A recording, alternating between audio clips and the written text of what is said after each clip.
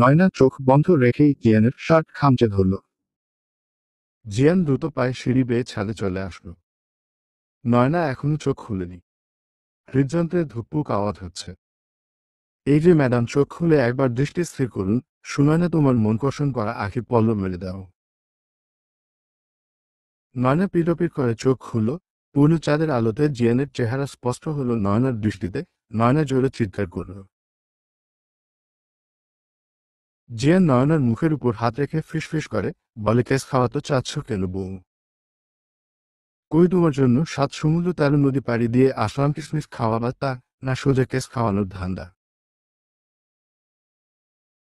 নয়না কথা বলার চেষ্টা করছে, কিন্তু জিয়ান নয়নার মুখ চেপে ধরার কারণে কথা বের হচ্ছে না। শোনো বউ, ঝগড়া হাজব্যান্ড ওয়াইফের পার্সোনাল ইস্যু, সেটা পার্সোনালি মিটমাট করে নেই। যদি রাজি থাকো আলতো করে আমার হাতে কামড়ে দাও, তোমার মুখ খুলে দিচ্ছি। আর রাজি না থাকলে এভাবে তুলে নিয়ে যাব তোমাকে। নয়না জিয়ানের হাতে দাঁত বসিয়ে বেশ জোরে কামড় বসালো, কিন্তু কাজ কিছুই হলো না। কারণ রেজা চৌধুরী কি এতই বোকা নাকি? হাতের তালুতে কেউ জোরে কামড় বসাতে পারে নাকি? জিয়ান নয়নাকে কোল থেকে নামিয়ে দিল। নয়নার শরীরে ওড়না নেই, সেদিকে তার খেয়াল নেই। কোমরে হাত রেখে বলে, আপনার সাহস কি করে হলো আমাকে কোলে তোলার? সরি। তোমাকে কোলে তুলে ভুল করেছি, তোমাকে তো মাথায় তোলা দরকার ছিল জানেন। চুপ, একদম চুপ। সরি। আপনার সরির আচার বানিয়ে খিচুড়ির সাথে খেয়ে ফেলুন। সুনয়না তালুকদারের কারো সস্তা সরি চায় না। তুমি চাইলে আমি তোমাকে পৃথিবীর সবচেয়ে দামি সরি দিতে পারি। ওহো, আচ্ছা তো কোথায় আপনার দামি সরি? তার জন্য তোমাকে আমার কাছাকাছি আসতে হবে। চোখে চোখ রেখে একে অপরের বাহুতে অবস্থান করতে হবে। এরপর ছোটে ছোট রেখে সরি বলবো। ব্যাস, পৃথিবীর সবচেয়ে দামি সরি হয়ে যাবে। ছিহ, লুচু লোক, অসভ্য লোক, মেয়েদের ইজ্জত লুট করার ভালোই ট্রেনিং জানেন দেখি। তা আজ পর্যন্ত কতজনকে এরকম দামি সরি দিয়েছেন? তোমার কসম বউ, এই সরি এই মুহূর্তে আবিষ্কার হয়েছে শুধুমাত্র তোমার জন্য। এখনো এই অধম এই সরি আর কাউকে নিবেদন করেনি। ট্রেন ড্রাইভারের বাচ্চা, ধোকাবাজ, ইতর, লুচ্চা, লাফাঙ্গা। একদম কথায় কথায় বউ বউ করবেন না। আমি পিওর সিঙ্গেল। তবে আগামীকাল বিবাহিতা হয়ে যাব। 10 হাত দূরত্ব রেখে দাঁড়ান। আপনার মতো ধোকাবাজ প্লেন ড্রাইভার আমার দরকার নেই। জেন নয়নার হাতে টান দিয়ে একদম নিজের বুকের কাছে নিয়ে আসলো। নয়নার ঠোঁটের উপর আঙ্গুল রেখে বলে, তুমি আমার অর্ধাঙ্গিনী, আমার জীবনসঙ্গিনী, আমার সুখ দুঃখের চিরসাথী। আমাকে তুমি এজন্য তোমার থেকে আর আলাদা করতে পারবে না। আমি মানে তুমি, তোমার অস্তিত্ব জুড়ে শুধুই আমি। আমি শুধুমাত্র তোমার প্লেন ড্রাইভার।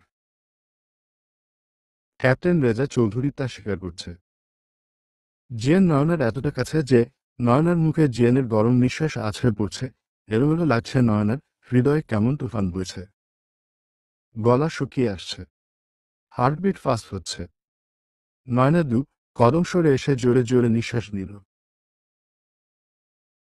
নিজেকে কিছুটা সহজ করার চেষ্টা করছে।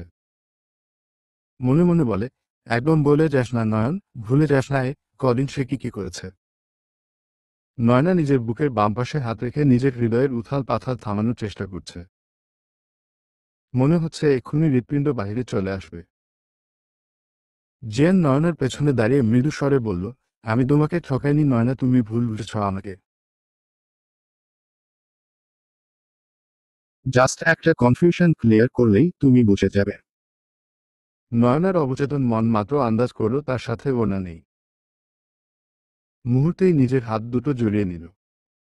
ইতস্তত বোধ করতে লাগল। জেন নয়নার আরো খানিকটা কাছে এসে নয়নার হাত ধরে বলে, তোমার সব লজ্জার মালিক এখন আমি। আমার আর তোমার মাঝে কোন লাজ নেই। তুমি কি জান না আমরা আমাদের পোশাক?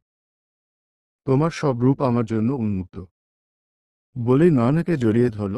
নয়নার নিঃশ্বাস নিতে কষ্ট হচ্ছে।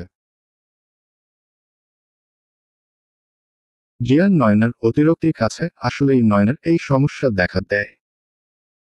জিয়ান নয়নাকে নিজের বক্ষ থেকে সরিয়ে বলে, কি হয়েছে তোমার? এমন করছো কেন পাখি? আমাকে বলো কোথায় কষ্ট হচ্ছে। নয়না কিছুই বলতে পারছে না। নয়নার প্যানিক অ্যাটাক হয়েছে। তার চোখের সামনে ভাসতে লাগলো সেই রাতের দৃশ্যগুলো। ঝাপসা হয়ে আসছে নয়নার চারপাশ।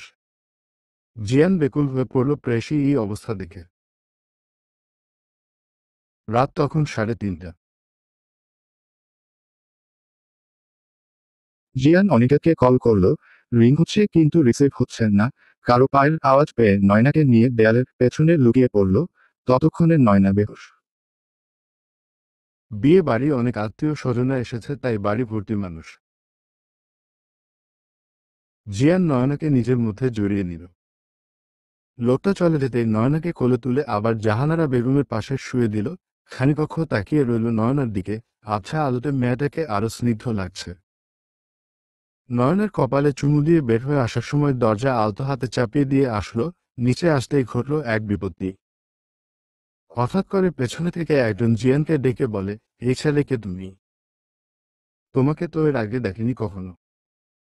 জিয়ান শুকনো রোগ গেলে পকেট থেকে মাস্ক বের করে পরে নিল। এরপর সামনে ফিরে দেখে মধ্যবয়স্ক একজন পুরুষ। জিয়ান নিজেকে ধাতস্থ করে বলে, আমি ডেকোরেশনের লোক। লোকটা মোবাইলের আলো জ্বালাচ্ছে, এই সুযোগ জিয়ান ফুরল। আতিফ সাহেব সামনে টর্চ ধরতেই দেখে সামনে কেউ নেই। সে ভীত হল। মনে মনে ভাবলাম হয়তো জিন ভূত, তাই দ্রুত প্রস্থান করল। ঔষধি মেহনুর খেতে বসেছে। মিতা বেগম মেহনুরের পাশে বসে যত্ন করে খাবার তুলে দিচ্ছে। জানিস, তুই একদম তোর মায়ের মতো হয়েছিস, সেই চোখ সেই নাক। মেহনুরের হাতের লকুনটা আর মুখে উঠল না। শুকরে কেঁদে উঠল মেহনুর।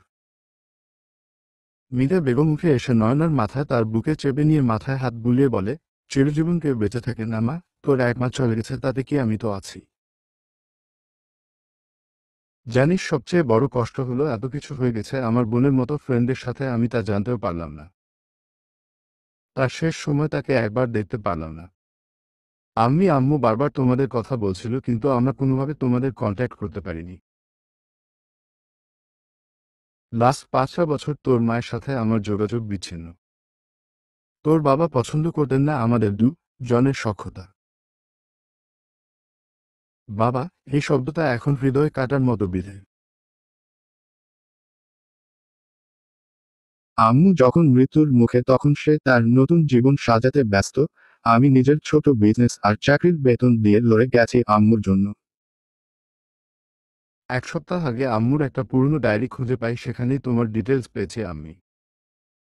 অশান্ত মনটাকে শান্ত করার জন্য ছুটে এসেছি তোমার কাছে।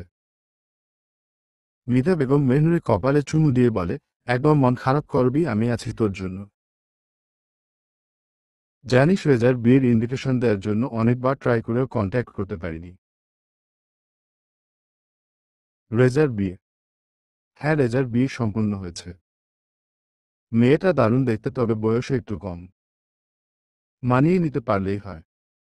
মেহনুরের গলা যেন কেউ চেপে ধরেছে। সে তো এই আশা নিয়ে এসেছিল তার মায়ের শেষ ইচ্ছে পূরণ করবে রেজাকে বিয়ে করে। কিন্তু এটা কি হলো? চলবে। পরবর্তী পর্ব পেতে চ্যানেলটি সাবস্ক্রাইবও করুন।